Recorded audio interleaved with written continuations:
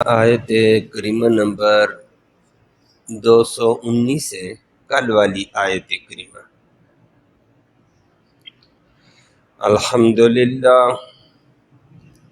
الحمدللہ عدد خلقہ ورضا نفسہ وزنۃ عرشہ ومداد کلماتہ، والصلاة والسلام على صفوة رسله وخير خلقه محمد وآله وصحبه،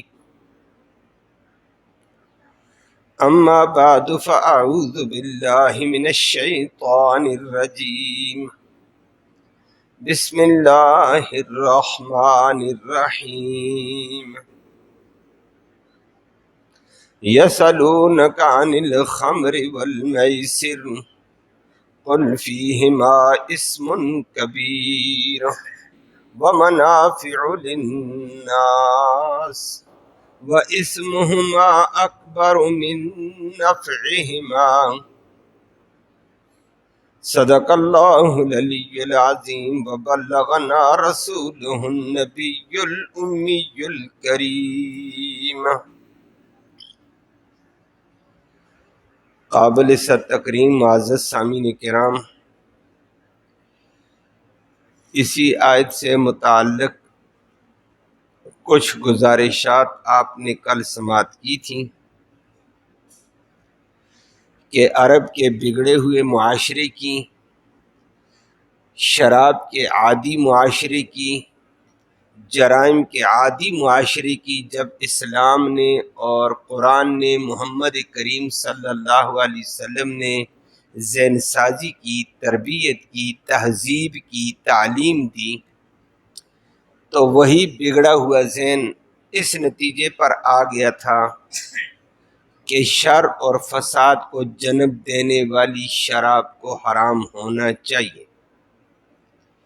اور شر اور فساد کی جڑ جوئے کو بھی حرام ہونا چاہیے، حتیٰ کہ وہ خود کامل عقل والے، صحیح عقل والے، درست سمت اور درست رائے رکھنے والے حضرات صحابہ کرام نے نبی کریم صلی اللہ علیہ وسلم سے سوال کر دیا کہ شراب اور جوئے کا حکم، اللہ نے جواب میں تدریجی حکم دیا، آرام آرام سے، اور یہ بتا دیا تھا قل فیہما اسم کبیر، کہ ان دونوں چیزوں کے اندر گناہ بہت بڑا ہے، ومنافع للناس، اور کچھ لوگوں کے نفع بھی ہیں، لیکن ساتھ فرما دیا واسمہما اکبر من نفعہما، ان دونوں کا گناہ نفع سے بہت بڑھ کر ہے، نفع تھوڑا، گناہ زیادہ۔ تو بہت سارے صحابہ کرام اس بات کو سن کر مزید شراب اور جوئے سے رکنے لگے، لیکن پھر بھی اتنی وضاحت نہیں ہو پائی تھی جس کے لیے نبی کریم صلی اللہ علیہ وسلم، عمر بن خطاب جیسے لوگ بار بار دعا کرتے اللہم بین لنا بیانا شافیہ، یا اللہ شافع بیان فرما تاکہ ہم لوگوں کو بتائیں شراب حرام ہے، جوا حرام ہے۔ اس میں تو بتا دیا کچھ نفع اور گناہ زیادہ، حرام تو نہیں کہا ہے، تو مشورہ دیا ہے، لیکن مشورے کے لیے تو صالح رائے، صالح عقل والے لوگ سمجھتے ہیں، جو ذرا بد راہ ہیں وہ نہیں قابو آتے ہیں۔ تو بعد میں اللہ نے حکم نازل کر کے فرما دیا کہ شراب ہو، جوا ہو، یا انصاب خاص تھان کا اہتمام ہو، خاص جگہوں کی تعظیم ہو، یا لاٹری ہو، سب حرام ہے۔ آج اسی بات کے اوپر آگے بات عرض کرنا چاہتا ہوں۔ شراب کے حوالے سے تو کل بات ہو گئی تھی، خمر کہتے تھے ہر وہ چیز جو انسان کے عقل پہ پردہ ڈال دے، الخمر ما خامر العقل، شراب وہ ہے، خمر وہ ہے جو انسان کے عقل پر پردہ ڈال دے۔ جب عقل پہ پردہ آتا ہے تو پھر اس کو بڑے چھوٹے کی تمیز ختم، اپنے بیگانی کی تمیز ختم، جائز ناجائز کی تمیز ختم، حلال حرام کی تمیز ختم، وہ تو نشے میں ہوتا ہے، دماغ معاف ہو گیا، عقل معاف ہو گئی ہے۔ اسی کو فرمایا کہ ہر وہ چیز جو دماغ پہ پردہ ڈال دے یہ حرام ہے، کل مسکرن حرام، ہر نشہ آور چیز حرام، بچو اس سے۔ میسر کیا چیز ہے اس کے اوپر بات آرزاد کرنی تھی۔ میسر کا ایک معنی ہے، میسر تقسیم کرنے کو کہتے ہیں، مصدری معنی ہے، اسی لیے میسر یہ تو مصدر ہے اور اسی سے آتا ہے یاسر، نام لوگ رکھتے رہتے ہیں، آپ نے بھی سنا ہوگا۔ تو یاسر کا معنی تقسیم کرنے والا، اس لیے ہم جو یاسر نام رکھ لیتے نیت یہ ہو خیر تقسیم کرنے والا، خیر تقسیم کرنے والا، شر سے اللہ ہم سب کو محفوظ فرمائے، فائدے تقسیم کرنے والا، آسانیاں اور عطائیں تقسیم کرنے والا، اس نیت کے ساتھ یاسر اچھا نام ہے، صحابہ کے ہاں بھی تھا۔ تو یاسر کا معنی تقسیم کرنے والا، میسر تقسیم، جوئے کو میسر کہتے ہیں کیونکہ جوئے میں تقسیم ہوتی ہے، عرب والے یہ کرتے ہیں اور ہمارے ہاں بھی یہ پائے جاتا ہے، اور عرب والے اسی جوئے کو وہ فراخ دلی صحابت سے تعبیر کرتے تھے۔ وہ تقسیم کیا تھی اس میں؟ تھی تقسیم ان میں، اب دماغ شیطان نے ڈال دیا کام، اسی لیے وہ اس کو اچھا سمجھتے تھے، لیکن اگر ایک طرف اچھا تھا تو دوسرے رخ پہ اس میں نقصان بھی بہت بڑا تھا۔ شریعت نے کہا یہ اچھائی کو چھوڑ، نقصان سے بچ۔ اچھائی کیا تھی، نقصان کیا تھا اس میں نے کل بھی ذکر کیا ہے۔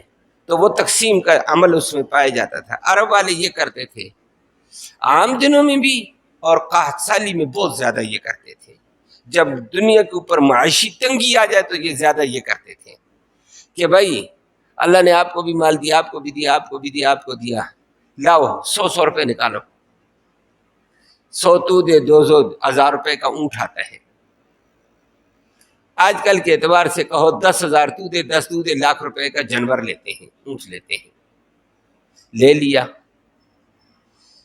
اب یہ 10 آدمی شریک ہو گئے ہیں، شریک ہونے کے بعد وہ قرآن اندازی کر لیتے، ان کے پاس اس وقت لکڑ کی چھوٹی چھوٹی تختیاں ہوتی تھیں، 3 تختیاں خالی ہیں، جیسے آج کل کاغذ ڈال دو، 3 کاغذ خالی ہیں، باقی کاغذوں کے اوپر 10 آدمی تھے، باقی 7 پہ لکھا ہوتا تھا، کسی کے نام پر لکھا، کسی پر لکھا ہوتا ہے 7 حصے، 10 ہوتی 7 حصے اونٹ میں، کسی پر 1 حصہ، 2 حصے، 3 حصے۔ اب اس کے بعد کہتے ہیں چلو بھائی قرآن نکالتے ہیں، وہ ہلا کر ان کا ہلانے کا، نکالنے کا، فال نکالنے کا مختص بندہ ہوتا تھا، اس کو کہتے ہیں تو اس کو وہ کر کے ڈال، بھائی نکالو، پرچی نکالو، پرچی نکالی جاتی تھی، کس کے نام کی جی؟ اس کے نام کی، وہ خالی پرچی آ گئی، تو جا کنارے لگ، دوبارہ نکالو بھائی اس کے نام کی، خالی پرچیوں میں سے جو آئی وہ آپ بھی جانتے پار لگ گیا۔ کبھی ایسے بھی ہو جاتی خالی پرچیوں کی تو نکل گئی، پیچھے ڈالا، ہلا کر مارا، پھینکا تو 7 حصے اس کے نکل آئے ہیں، یہ خوش، ماشاءاللہ اونٹ میرا ہو گیا ہے، 7 کے 7 حصے میرے، تم خالی۔ اب ان کا 1000 روپیہ کدھر گیا؟ وہ ضائع ہو گیا ہے، مالک یہ بن گیا ایک آدمی، اور یہ مالک بن جانے کے بعد یہ اونٹ لے لیتا ہے، آج کل بھی ایسے چلتا ہے لاٹریوں میں، اسی کو جوا کہا جاتا تھا، اس اسلام نے کہا یہ کیا تقسیم، خیر یہ اس اونٹ کو، اس جانور کو جس کے نام کا نکلا ہے وہیں پر ذبح کرتا خوشی کے ساتھ، آؤ غریبوں میں تمہیں مال تقسیم کر کے دے دیتا ہوں، یہ اونٹ میرا، یہ بیل میرا، میری طرف سے تقسیم، غریب کھائیں مزے کریں۔ اس کو وہ اپنی فیاضی سمجھتا تھا، اپنی صحابت سمجھتا تھا، اپنا اعزاز سمجھتا تھا کہ میں نے اتنا مال اللہ کے راستے میں دے دیا ہے، غریبوں کو دیا ہے. اور بھائی غریبوں کو تو تو نے دے دیا، یہ فائدہ ہو گیا، یہ 9 بندوں کا جو حق مارا یہ کدھر گیا؟ بات سمجھ آئیے؟ یہ 9 بندوں کے پیسے کہاں گئے ہیں؟ تو اکیلا جانور کو لے کر چلا گیا ہے، 9 بندوں کا تو حق مارا گیا ہے. تو ایک بندہ پورا فائدہ لے گیا، دوسرا بیچارہ خالی ہاتھ باقی رہ گئے ہیں. اس کی مرضی یہ یہاں تقسیم کرے، اس کی مرضی جہاں تقسیم کرے، اس کی مرضی گھر میں کھائے، لیکن جانور اس کا سارا ہو گیا ہے. یہ کرتا تھا تقسیم. اسی لیے اس کو میسر عربی میں کہتے تھے کہ تقسیم کرنا. اکٹھا مال ڈال کر ایک بندہ مالک بن کر وہ ایک بندہ اپنی مرضی سے تقسیم کرتا تھا. شریعت نے اس کو میسر کا لفظ قرآن نے دیا، اسی کا نام جوا ہے ہماری زبان میں. اور نبی کریم صلی اللہ علیہ وسلم نے پھر فرما دیا کہ جوا حرام ہے، اور بلکہ یہ کہہ دیا المخامرۃ بالقمار، مخامرہ قمار میں سے، جوئے میں سے ہے. مخامرہ کیا ہوتا ہے؟ مخامرہ یہی چیز ہوتی ہے، ہر وہ چیز جو نفع اور نقصان کے درمیان میں ہو. نفع اور نقصان 2 چیزوں کے درمیان حائل ہو، اس کو مخامرہ کہتے ہیں عربی میں. اور جوئے میں بھی یہی چیز ہے، ابھی آپ کے سامنے آ گئی ہے. چند بندوں نے مل کر مال ڈالا، پرچیاں ڈالی ہیں، تو ایک بندے کو یا تو پورا نفع ملے گا، جس کو ملا تو پورا نفع، باقیوں کو پورا نقصان.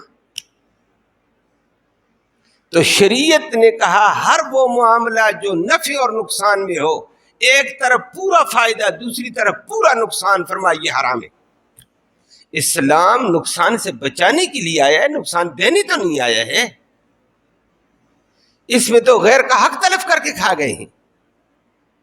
اس لیے المخامرۃ بالقمار فرما دیا کہ ہر وہ معاملہ جو نفع اور نقصان کے اوپر جس کا مدار ہو، یا پورا نفع یا پورا نقصان، فرمایا یہ ناجائز ہے.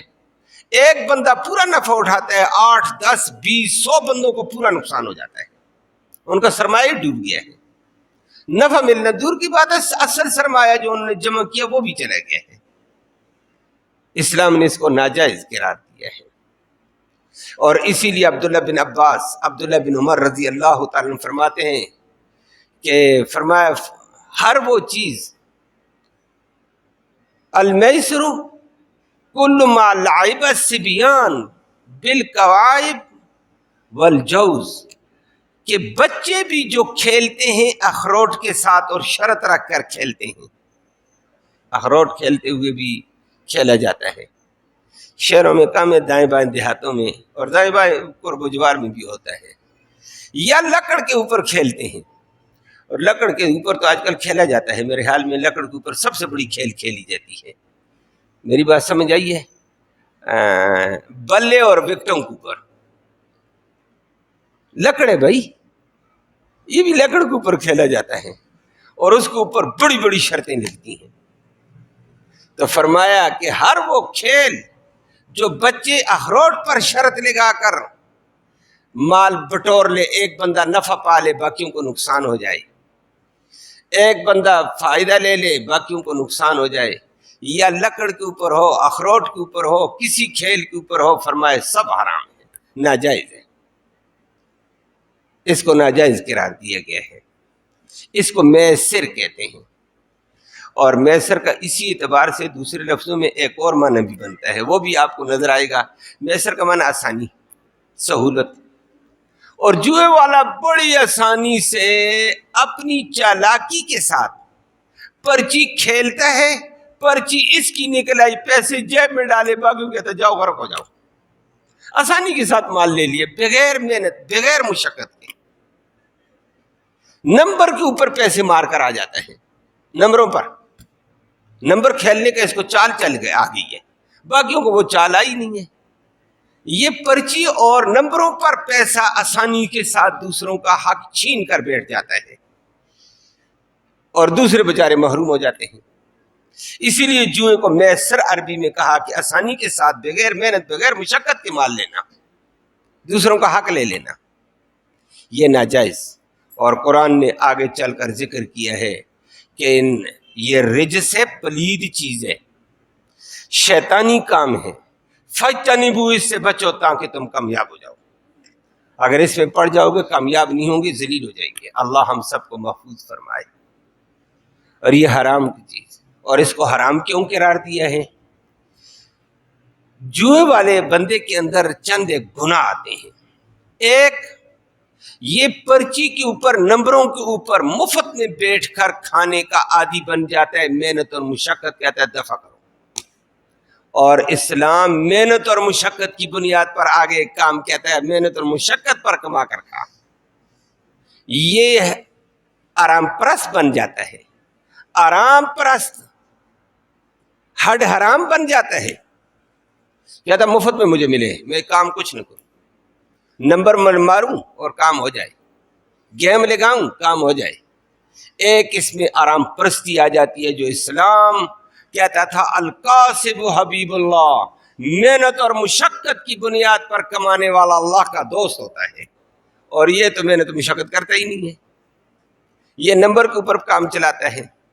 نمبر دو، جوا اس وجہ سے بڑی قباحت ہوتی ہے کہ جوا کھیلنے والا نمبروں کے اوپر غیر کے مال پر اس کا نظر ہوتی ہے. میں اس کے مال کو کیسے کھینچوں، کون سی گیم کھیلوں، کون سا نمبر چلاؤں، کون سی چلاکی کروں، مال کو سمیٹوں. اس کی نظر غیر کے مال کے تلف کرنے کے اوپر ہوتی ہے. اور یہ اسلام میں بہت برا وصف ہے. اللہ ہم سب کو بچائے. اور تیسرے نمبر پر پھر اگلے کا مال لے کر باقیوں کو نقصان میں ڈال دیتا ہے اور باطل طریقے سے مال کھاتا ہے. وَلَا تَأْكُلُوا أَمْوَالَكُمْ بَيْنَكُمْ بِالْبَاطِلِ، قرآن کہتا ہے باطل طریقوں سے، چکر مکر، گیموں کے ذریعے سے، نمبروں کے ذریعے سے، پرچوں کے ذریعے سے غیر کا مال مت کھاؤ. یہ ناجائز ہے. اللہ سب کی حفاظت فرمائے. اور آج کل یہ کھیلوں میں شرطیں لگتی ہیں، یہ شرطیں بھی اسی قسم میں آتی ہیں. آگے سورۃ روم میں ذکر آئے گا. نبی کریم صلی اللہ علیہ وسلم نے اس کا ذکر فرمایا. مکہ میں تھے نبی کریم صلی اللہ علیہ وسلم. مکہ میں حلت اور حرمت کے احکام زیادہ نہیں آئے تھے، صرف توحید، عقائد کے احکام زیادہ تھے. اس وقت روم والے عیسائی تھے اور فارس والے بت پرست، آتش پرست، سورج پرست، یہ مختلف مذاہب میں بٹے ہوئے تھے، غیر کی پرستش کرتے تھے. اور روم جو تھا یورپ، اس میں عیسائی رہتے تھے. عیسائی ہونے کی وجہ سے یہ خدا کو مانتے تھے، عیسیٰ علیہ السلام کو نبی مانتے تھے، نبوت کے قائل تھے، قیامت کے قائل تھے، اس حد تک اسلام کے قریب تھے. محمد کریم صلی اللہ علیہ وسلم کو نبی نہیں مانا، نبی کی نبوت نہیں مانی، رسالت نہیں مانی، ختم نبوت نہیں مانی، کافر تھے. لیکن بہت ساری باتوں میں وہی مانتے تھے، عیسیٰ علیہ السلام کی نبوت مانتے تھے، قیامت مانتے تھے، اللہ کا وجود، اللہ کی ذات کو مانتے تھے. یہ باتیں تھیں. تو روم اور فارس کی جنگ ہو گئی ہے. فارس والے روم پر غالب آ گئے اور اچھا خاصا نقصان ہو گیا ہے روم کا. یہ خبر پھیلی، 2 سپر پاوریں لڑی تھیں، پھیلی پوری دنیا میں کہ روم مارا گیا، یورپ مارا گیا. مکہ کے کافروں نے نبی کریم صلی اللہ علیہ وسلم اور صحابہ کو بھی تانے دینے شروع کیے کہ تمہاری طرح نبی ماننے والے، خدا ماننے والے، قیامت ماننے والے، توحید کی باتیں کرنے والے تمہارے بھائی وہاں مارے گئے ہیں. ہمارے مشرک جو بتوں کی پوجا کرنے والے فارس والوں نے ان کو مارا. ان قریب ہم بھی تمہیں مکہ میں مار کر ختم کریں گے. تمہارا خدا کدھر ہوگا دیکھا جائے گا، تمہاری توحید کدھر ہوگی. اس پہ بڑا دکھ ہوا. اللہ نے تسلی کے لیے جواب دیا ہے کہ ان قریب روم والے غالب، فارس والے شکست کھائیں گے. الف لام میم غلبت الروم. اللہ نے ذکر کیا وَهُمْ مِنْ بَعْدِ غَلَبِهِمْ سَيَغْلِبُونَ. ان قریب اس مغلوبیت کے بعد وہ غالب آنے والے ہیں. قرآن کا اعلان ہو گیا. بلکہ ساتھ ساتھ فرمایا جو مکہ کے مشرک کہتے ہیں کہ روم مغلوب ہو گیا، نہیں نہیں، روم غالب بھی ہوگا۔ روم والے مکہ کا مشرک کہتے ہیں ہم غالب ہوں گے، نہیں نہیں، مکہ کا مشرک کا مغلوب ہوگا، نبی غالب ہوگا۔ دونوں طرف سے غلبہ آنے والا، روم بھی غالب، صحابہ بھی غالب ہوں گے، نبی کریم صلی اللہ علیہ وسلم غالب ہوں گے۔ یہ قرآن نے ذکر کیا۔ امیہ بن حلف تھا مشرکوں کا وڈیرا، اس نے ابوبکر صدیق کہیں سے آ رہے تھے، اس کو پکڑا کہ پتہ چلا ہے آپ کو، آپ کے نبی ماننے والے عیسیٰ علیہ السلام کو نبی ماننے والوں کا کیا حشر ہوا ہے، ان قریب تمہارا حشر ہونے والا ہے۔ ابوبکر صدیق نے قرآن سنا، اس نے کہا میں دعوے سے کہتا ہوں ان قریب انشاءاللہ العزیز ہم بھی تم پہ غالب آئیں گے، روم والے فارس والوں پر غالب آئیں گے۔ قرآن سنا ہوا تھا، ابوبکر تو ابوبکر تھا۔ امیہ نے آگے اپنے وڈیروں کے ساتھ بیٹھ کر بڑی باتیں کی، ابوبکر دڑلے سے جواب دیتا رہا۔ بالآخر امیہ نے کہا میرے ساتھ شرط لگا، روم دوبارہ نہیں اٹھ سکتا ہے، تم بھی مکہ میں مارے جاؤ گے، تم نہیں اٹھ سکتے۔ ابوبکر صدیق نے کہا لگاؤ جو شرط لگاتا ہے۔ کہا اگر روم غالب آ جائے مکہ کے تم اور ہم چھوڑو، روم اگر غالب آ جائے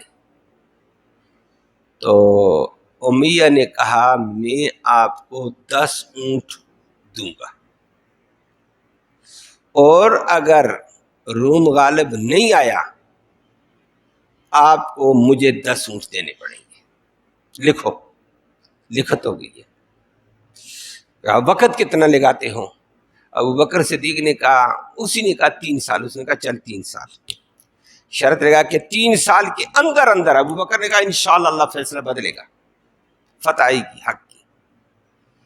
3 سال کی قید لگا کر چلے گئے نبی کریم صلی اللہ علیہ وسلم کے پاس کہ یا رسول اللہ میرے ساتھ یہ لمبا معاملہ ہو گیا، میں تو شرط لگا کر آ گیا ہوں۔ نبی نے فرمایا الا احتاط یا ابابکر، ابوبکر تو نے احتیاط نہیں کی ہے، تو نے قرآن پہ غور نہیں کیا ہے۔ قرآن نے کہا فی بضع سنین، چند سالوں میں، اور بضع کا لفظ 3 سے لے کر 10 تک بولا جاتا ہے۔ اب اللہ نے 3 سے لے کر 10 تک کے سالوں میں کہا ہے کہ انشاءاللہ غالب آنے والے ہیں، تو آپ نے 3 سال سب سے نیچے والے لفظ کو لے لیا، 10 سال کی شرط لگا اللہ کا بندہ، باقی اللہ کے فیصلے جب ہوگا ہوگا۔ ابوبکر صدیق کہا یا وہ لوگ تو نہیں مانیں گے کہ آپ شرط سے پیچھے ہٹتے ہیں۔ کہا ان کو کہو شرط بھی 10 سال بڑھا دو اور ہم پیچھے نہیں ہٹتے، اونٹ بھی بڑھا دو۔ جب ابوبکر صدیق نے جا کر اس کو کہہ دیا سال بڑھا دو 10 کر، اس نے کہا ڈر گئے ڈر گئے ڈر گئے۔ اس نے کہا نہیں ڈرے یار، مال بھی بڑھا دو، دن بھی بڑھا دو۔ بڑھا دیا، اس نے کہا پھر میں 100 اونٹ لوں گا۔ 10 سال کی شرط، 10 سال کے اندر روم غالب آ گیا میں 100 اونٹ دوں گا، اگر نہیں غالب آیا 10 سالوں میں تو ابوبکر آپ کو 100 اونٹ مجھے دینے پڑیں گے۔ لڑنا ان دو نے، شرط ادھر دو ایک دوسرے کی لگ رہی ہے۔ ہو گئی شرط کی، اللہ کا کرنا یہ ٹھیک 6 سال بعد، ٹھیک 6 سال کے بعد 2 مارکے ہو گئے ہیں۔ نبی ہجرت کر کے مدینے چلے گئے، ٹھیک 6 سال کے بعد سن 2 ہجری کے اندر بدر میں صحابہ کافروں پر غالب آ گئے، 17 رمضان سن 2 ہجری کو۔ ادھر روم والوں کی فارس کی لڑائی ہوئی ہے، روم والے فارس والوں پر غالب آ گئے، دونوں طرف سے نقشہ بدل گیا، دنیا میں مشہور ہو گیا، اور کفر کی کمر ادھر بھی ٹوٹی ادھر بھی ٹوٹ گئی شرک والوں کی۔ ابوبکر صدیق چلا گیا مکہ میں، امیہ کو کہا شرط پوری کر، میری آپ کے ساتھ شرط تھی۔ اس نے کہا ٹھیک ہے جی، یہ بھی لکھا ہوا آپ مر گئے تو آپ کے بیٹے دیں گے، میں مر گئے میرے بیٹے دیں گے۔ گئے ان کو کہا دے دو اونٹ، 100 اونٹ ابوبکر صدیق جیت کر آ گیا، شرط کے ذریعے سے جیتے تھے۔ آئے مدینہ میں نبی کریم صلی اللہ علیہ وسلم کے پاس پہنچا دیا، یا رسول اللہ 100 اونٹ لے آیا ہوں۔ نبی کریم صلی اللہ علیہ وسلم نے فرمایا ابوبکر جب شرط لگائی تھی اس وقت حلال اور حرام کا فیصلہ نہیں آیا، ابوبکر اب تو فیصلہ آ گیا، یہ جوا ہے حرام ہے، لے آیا بس ٹھیک ہے، شرط پرانی تھی اسی کے اوپر عمل کر کے لے آیا، لیکن اب حرام ہمارے پاس آ گیا۔ یا رسول اللہ پھر کیا کریں؟ 100 اونٹ، پھر کیا کریں؟ فرمایا ہمارے لیے حلال نہیں ہے، یہ غریبوں میں تقسیم کر دو، غریبوں کے لیے جائز ہے، لیکن ابوبکر آپ نہیں رکھ سکتے ہیں، اپنے استعمال میں نہیں دے سکتے ہیں، نہ میں استعمال کرتا ہوں۔